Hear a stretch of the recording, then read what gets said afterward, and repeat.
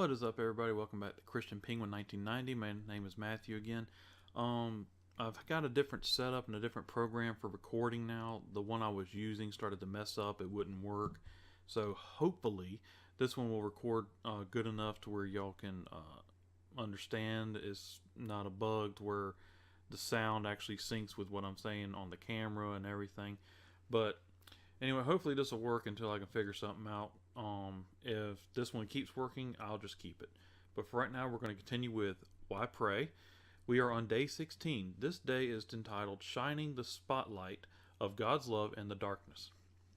I challenged the staff at the local Pregnancy Resource Center, an alternative choice to Planned Parenthood and abortion, never to think of their clients as individuals, but always to see them as families through which the gospel might flow.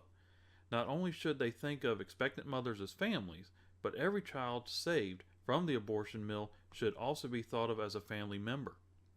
Praying believers need to take the first step in transforming a neighborhood.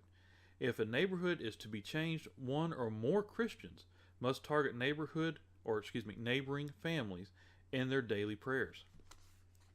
A good way to ensure that every need of every home is prayed for is to follow the pattern of the Lord's Prayer, praying a petition a day and creatively applying it to the homes for which you are praying. When a Christian or a network of Christians agrees to target specific homes in prayer, the spotlight of God's love begins to shine on those families. Think of the cluster of people your target homes as living in great darkness. See Isaiah 60 verse 2. I'll put that down in the description below for you to read. Then think of one or two Christians praying for that target group. Those Christians become like the rising sun as its first rays creep out to chase away the shades of night. Or, think of another analogy. The love of God shines in a home like the circle of light thrown by a theater spotlight upon the stage. And when the light of God comes, inexplicable things happen. I think of the unexpected results when I organized 6 churches in suburban Chicago to pray for the inner city housing development called Robert Taylor Homes. And by the way, that's the author that did that, not me. So, during a month of intensive prayer, those church members wrote to every apartment offering a free Bible course and telling the residents that the church members would pray during that month for that complex. The complex became strangely quiet, and police calls dropped dramatically as the light of God shone on this dark area.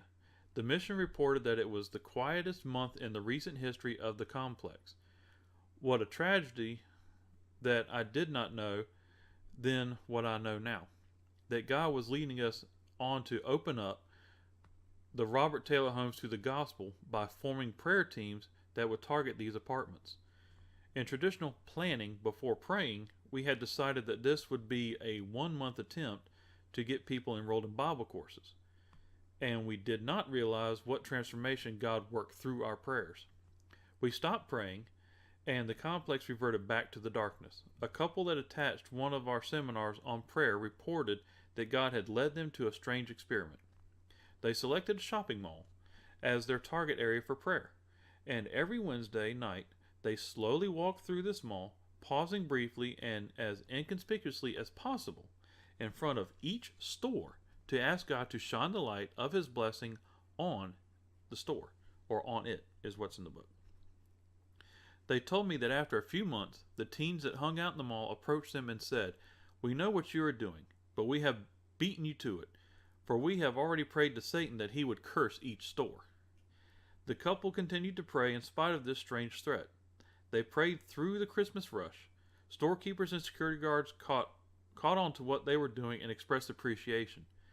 And when the Christmas rush was over, they received some startling news. The mall had the reputation of being the most violent in the city, with the highest incident of police calls and shoplifting. That Christmas season, however, the mall came out on top as the quietest, with the least disturbances, and the least amount of shoplifting. Storekeepers and guards could not help being impressed with this dramatic result to prayer, and those who were not Christians were curious about it. I have often wondered what would happen if we targeted specific troubled neighborhoods and saturated them in prayer, asking God to make His light shine. Is something like this not worthy of our effort?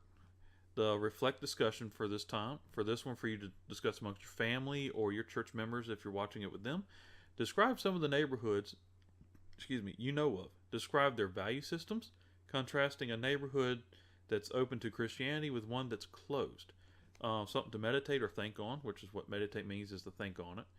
What are some of the homes in your life that need to be targeted in prayer immediately? Well, there's a lot, especially government homes right now, but that's for political issues. But in my area, I can say that there's actually a very big difference in some areas with neighborhoods. Like the neighborhood I live in, most of them are churchgoers, so they're open to Christianity, the gospel, and everything else. And there's neighborhood not that far from us. It's probably 3-4 miles down the road. If you turn up if you take the right and you turn up down there, and I think it's down another half mile, and then another right, it's a drug road, which of course they would probably not be open to Christianity because of what they do. So that's a very vast contrast, but it can just go to show that, well, you feel you're in a good area, a good neighborhood, whatever, right down the road from you is something that is not necessarily good. So definitely keep that in mind. Hopefully, again, these videos are helping y'all in your day-to-day walks with Christ. They're helping you understand why to pray and the powers of prayer. And be here next time for day 17, which will be Praise is the Doorway into Prayer. And we'll cover that next time. And until then, guys, God bless, and I'll see you then.